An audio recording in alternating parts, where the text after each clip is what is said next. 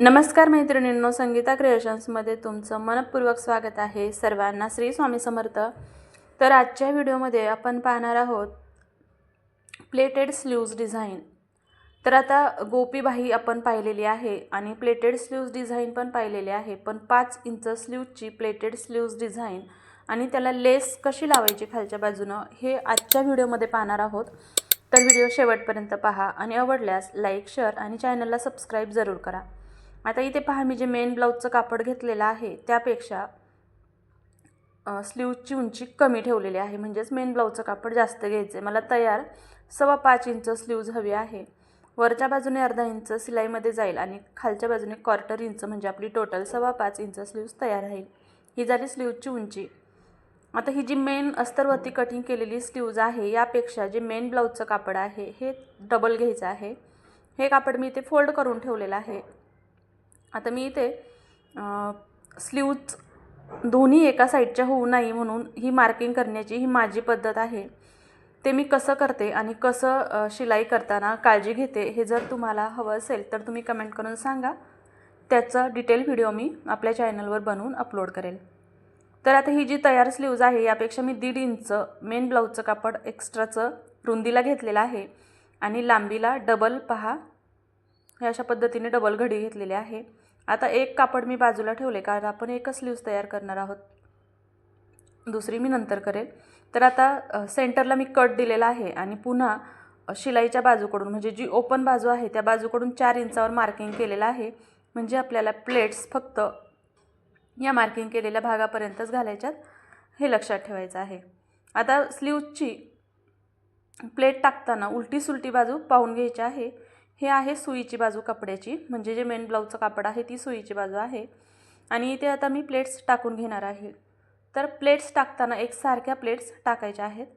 तर इथे मी छोटासा स्क्रूड्रायव्हर घेतलेला आहे आणि त्याच्या मदतीने इथे प्लेट्स टाकत आहे। तुम्हाला जर हाताने प्लेट्स व्यवस्थित घालता येत असतील तर तशाही घालू शकता, किंवा कुठलीही टोकदार वस्तू, सुई किंवा स्क्रूड्रायव्हर किंवा कुठलीही टोकदार वस्तू घ्या आणि या पद्धतीने एकसारख्या रुंदीच्या म्हणजेच अर्धा इंच रुंदीच्या अशा प्लेट्स टाकून घ्या। या प्लेट्स जिथे आपण कट दिलेला आहे तिथपर्यंत टाकायच्यात। त्यानंतर दुसऱ्या बाजूने प्लेट्सची तोंड जी आहेत ती सेम पहिल्या बाजूकडूनच ठेवायची आहे, म्हणजे विरुद्ध करायची नाही। जसं आपण गोपीबाईला विरुद्ध दिशेने तोंड करतो म्हणजे फुगा येतो, तर तसं इथे करायचं नाही। इथे या पद्धतीनेच प्लेट्स टाकून घ्यायच्या आहे। आता इथे पाक कॉटन आहे आणि इथे प्लेट्स टाकायला मला थोडासा प्रॉब्लेम येत आहे। आता अशा वेळेस इथे मी काय करणार आहे की प्रेसने थोड्या थोड्या प्लेट्स करून इथे व्यवस्थित ॲडजस्ट करत करत मी प्लेट्स टाकणार आहे, किंवा तुम्ही या प्लेट्स टाकून तुम्ही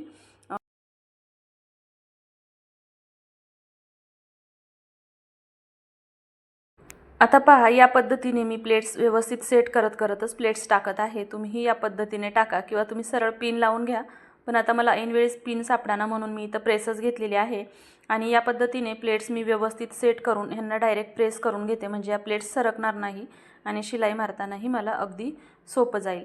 तर हे पहा, या पद्धतीने मी ज्या प्लेट्स टाकत आहे त्यांना प्रेस करत आहे। 2-3 अशा एकसारख्या प्लेट्स टाकून घेऊन ह्यांना प्रेस करून ॲडजस्ट करून घेत आहे। तर या पद्धतीने तुम्हीही सगळ्या प्लेट्स टाकून घ्या, प्रेस करून घ्या किंवा पिन लावून घ्या आणि मग शिलाई मारा। आता या प्लेट्स टाकून झाल्यानंतर या प्लेट्सच्या खालच्या बाजूने मी शिलाई मारून घेणार आहे। आता ही शिलाई व्यवस्थित मारायची आहे। शिलाई मारताना प्लेट्सची तोंड किंवा साईज मागे पुढे होणार नाही याची काळजी घेऊनच मग शिलाई मारायची आहे। आता ही शिलाई मारून झाल्यानंतर पुन्हा एकदा मी यावरती प्रेस फिरवून घेते।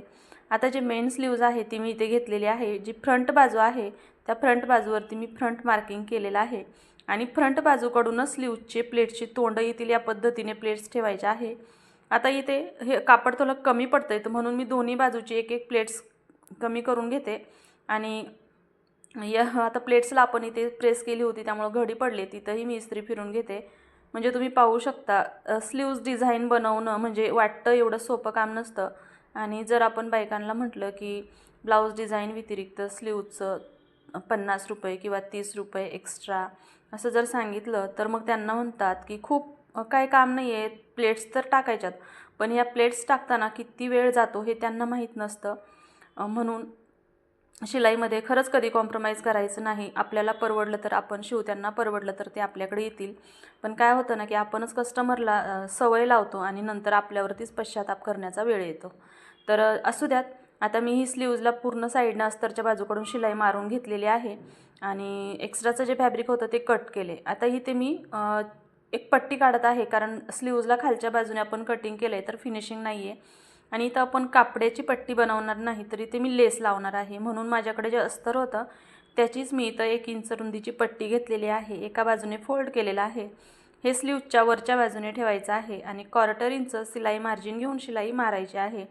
त्यानंतर ही स्लीव्ज पूर्ण ओपन करून बाहेरच्या बाजूकडून घ्यायचं आहे, दापटीप मारून घ्यायची आहे आणि ही प्लेट्स पूर्ण आतमध्ये फोल्ड करून घ्यायची आहे. तर पहा, या पद्धतीने मी स्लीवचा जो भाग आहे तो पट्टीच्या बाजूकडून घेऊन दुमडून घेतलेला आहे आणि त्यावरती दापटीप मारत आहे. दापटीप मारून झाल्यानंतर ही जी प्लेट्स आहे पूर्ण आतमध्ये घेतलेली आहे आणि त्यावरती शिलाई मारली आहे. आता पहा, ही जी लेस आहे तिला सेंटरला मी कट केले आणि ही लेस ही ब्लाऊजची पीसचीच आहे. तर ही लेस मी या स्लीव्जला लावून घेते इथं या पद्धतीने. तर अशा पद्धतीने तुम्ही अगदी हार्डली 6 मिनटामध्ये, तर तुम्हाला इथे व्हिडिओमध्ये खरं तर 6 मिनटात दिसत असेल, पण ही स्लीव्ज बनवताना कमीत कमी आपले 10 ते 15 मिनटं एक्स्ट्रा जातात. त्यामुळे शिलाईसुद्धा आपण कॉम्प्रोमाइज करायची नाही आणि आपल्याला परवडेल या पद्धतीनेच आपण शिलाई घ्यायची आहे. तर चला मैत्रिणींनो, आजचा व्हिडिओ जर तुम्हाला आवडला असेल तर व्हिडिओला लाईक करा. स्लीव्ज डिझाईन आवडली असेल तर कमेंट करून सांगा आणि चॅनलवरती तुम्ही नवीन असताल, अजूनही चॅनलला सबस्क्राईब केलेलं नसेल तर चॅनलला सबस्क्राईब न करता नक्की जाऊ नका, सबस्क्राईब जरूर करा. तर पहा, सुंदर अशी प्लेटेड स्लीव्ज डिझाईन तयार आहे. भेटूया उद्याच्या नवीन व्हिडिओमध्ये. तोपर्यंत सर्वांना श्री स्वामी समर्थ आणि पूर्ण व्हिडिओ पाहिल्याबद्दल खरंच मनापासून खूप खूप धन्यवाद.